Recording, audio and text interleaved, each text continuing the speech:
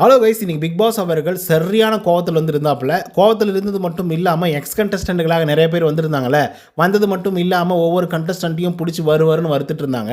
எல்லா கண்டஸ்டன்ட்டும் ஒரு மாதிரி டல் ஆகிட்டாங்க அப்படின்னு தான் சொல்லி ஆகணும். அதுக்கப்புறம் எக்ஸ் கண்டஸ்டன்ட்டுகளுடைய ஆதிக்கம் அதிகமாகவே இருந்தது. எல்லா இடத்துலையும் டாமினேட்டிங்காக பேசிகிட்டு இருக்காங்க.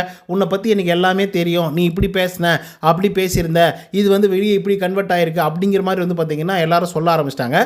இதனால் பயங்கர கோவம் ஆகிட்டாப்புல நம்மளுடைய பிக் பாஸ் அவர்கள். அதுக்கப்புறம் ஒரு பெரிய எச்சரிக்கை கொடுத்தாங்க.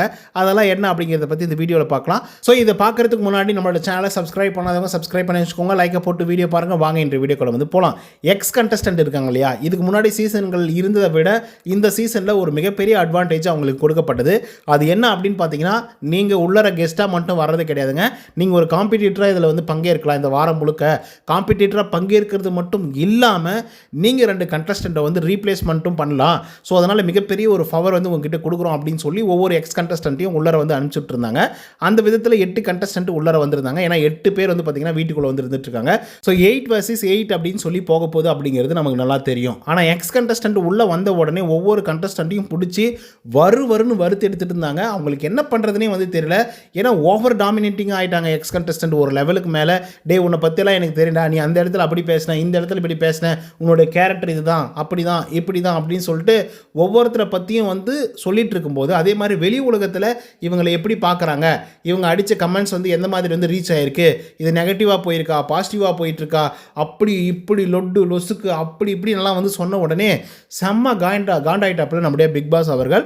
காண்டானது மட்டும் இல்லாமல் பயங்கரமான ஒரு எச்சரிக்கை கொடுக்குறாப்புல. என்ன அப்படின்னு பார்த்தீங்கன்னா, எல்லாரும் சமைச்சிட்டு இருக்காங்க, அவங்கங்கே நின்றுட்டு பேசிகிட்டு இருக்காங்க, உட்காந்துட்டு பேசிகிட்டு இருக்காங்க, எப்படி வெளியே போயிட்டுருக்கு, உள்ளே எப்படி இருக்குது, நான் நல்லா விளையாடிட்டு இருக்கேனா இல்லையா அப்படின்றத பற்றிலாம் பேசிகிட்டு இருக்காங்க.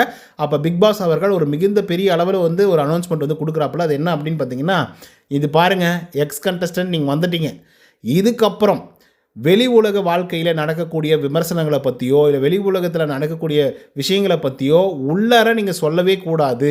அப்படி நீங்கள் ஒரு வேளை எக்ஸ் கண்டஸ்டன்ட் ஆகிய நீங்கள் சொன்னீர்கள் என்றால் இப்போவே கதவை திறக்கிறோம், உடனே வெளியே போயிடுங்க தயவுசெய்து அப்படின்னு சொல்லி ஒரு பெரிய எச்சரிக்கை கொடுத்தாப்புல. ஸோ இந்த எச்சரிக்கை கேட்ட உடனே எக்ஸ் கண்டஸ்டன்ட்டுகளுக்கெல்லாம் ஒரு மாதிரி ஆயிடுச்சு. ஐயோ, நம்ம கொஞ்சம் ஓவராக தான் போகிறோமோ அப்படிங்கிற மாதிரி. ஸோ இது ஒரு பக்கம் வச்சுக்கலாம். இன்னொரு பக்கம் ஆர்டினரி கண்டஸ்டன்ட் இருக்காங்களே, அந்த 8 கண்டஸ்டன்ட்டு, அவங்களுக்கெல்லாம் ஒரே சந்தோஷம். எப்பா சுவாமி, காலையிலேருந்து ராமாயணம் தாங்க முடியலடா, நீ இந்த இடத்துல இப்படி பண்ண, அந்த இடத்துல அப்படி பண்ண, இந்த மாதிரி நெகட்டிவாக போயிடுச்சு, இப்படி பாசிட்டிவாக போயிடுச்சு அப்படிங்கிற மாதிரி எல்லாரும் ஒரு மனநிலையில் இருந்தாங்களே. இப்போ ஒரு ரிலீஃப் கிடைக்குது. இதுக்கப்புறம் தயவுசெய்து பேசாதீங்க, பேசவும் கூடாதுன்னு பிக் பாஸே சொல்லிட்டாரு அப்படின்னு சொல்லி பயங்கர சந்தோஷத்தில் இருக்காங்க. ஆனால் இதெல்லாம் ஒரு நியாயமா பிக் பாஸ் அப்படின்னு கேட்குற அளவுக்கு தான் அந்த மனசு பண்ணி விட்டாப்புல.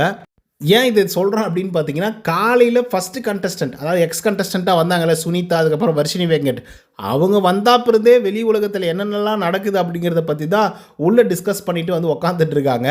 காலையிலேருந்து நைட்டு 9:30 மணி வரைக்கும் விட்டுட்டு இப்போ பிக் பாஸ் அவர்கள் இந்த மாதிரிலாம் பேசக்கூடாது அப்படின்னு சொல்லி ஒரு எச்சரிக்கை கொடுக்குறாப்புல. அப்போ இதை பார்க்கும்போது எப்படி தோணுதுன்னு நீங்களே சொல்லுங்கள் பார்க்கலாம். இவரே வைப்பாராம், இவரே எடுப்பாராம் அப்படிங்கிற மாதிரி தான் தோணுது. ஸோ அதுதான் எனக்கு தோணுச்சு. ஸோ இதை பற்றின உங்களோட கருத்துக்கள் என்ன அப்படிங்கிறத கமெண்ட்ஸ் பதிவு பண்ணுங்கள். இந்த வீடியோ உங்களுக்கு பிடிச்சிருந்தா லைக் அண்ட் சப்ஸ்கிரைப் பண்ண மறந்துடாதீங்க. நன்றி, வணக்கம்.